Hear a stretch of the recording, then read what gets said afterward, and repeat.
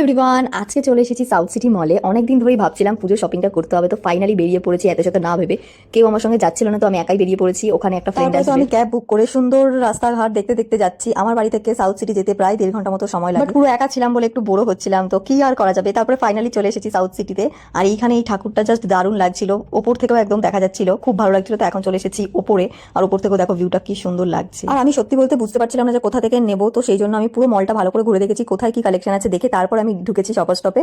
ওখান থেকে ভিভা থেকে একটা ড্রেস আমি নিয়ে ট্রায়াল দিয়েছি, আর ওটাই নিয়ে নিয়েছি। আর তারপরে এসেছি জারাতে। জারাতে প্রথমে একবার এসেছিলাম, আবার ভালো করে কালেকশন দেখে চলে গেছিলাম, তারপর আবারও এসেছি।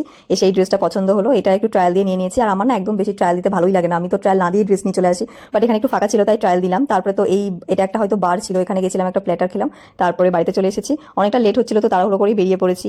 তারপর আসার সময় হঠাৎই জানি না কেন একটু বৃষ্টি হচ্ছিল, বাট ওয়েদারটা খুবই ভালো লাগছিল। অফলাইন শপিং করে বেশ ভালো লাগলো, ম্যাক্সিমাম আমি অনলাইনে শপিং করি, তবে লাস্ট মিনিট শপিং কিন্তু এখনো বাকি রয়েছে। ওকে, বাই।